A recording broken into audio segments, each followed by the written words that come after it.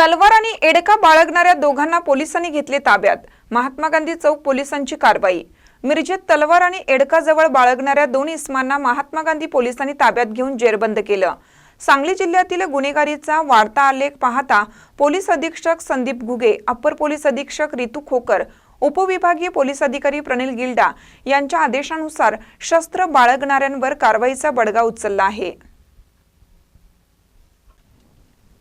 Mahatma Gandhi police ठाण्याचे police निरीक्षक जयदीप कळेकर यांनी सहाय्यक पोलीस निरीक्षक यांच्याकडे पथक नेमून कारवाई करण्याचे आदेश दिले होते।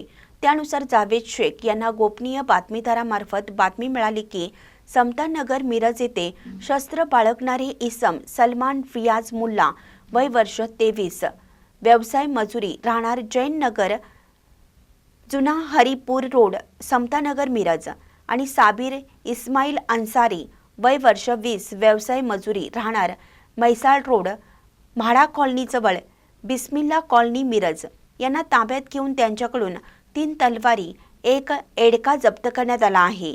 ही कारवाई पोलीस उपनिरीक्षक संदीप गुरव, सहाय्यक पोलीस उपनिरीक्षक धनंजय चव्हाण, सूरज पाटील, अभिजित धनगर, मोहसिन टिनमेकर, जावेद शेख, विनोद चव्हाण, बसवराज कुंदगोळ यांनी केली आहे। महानकरी न्यूजसाठी आदिमानी, मिरज।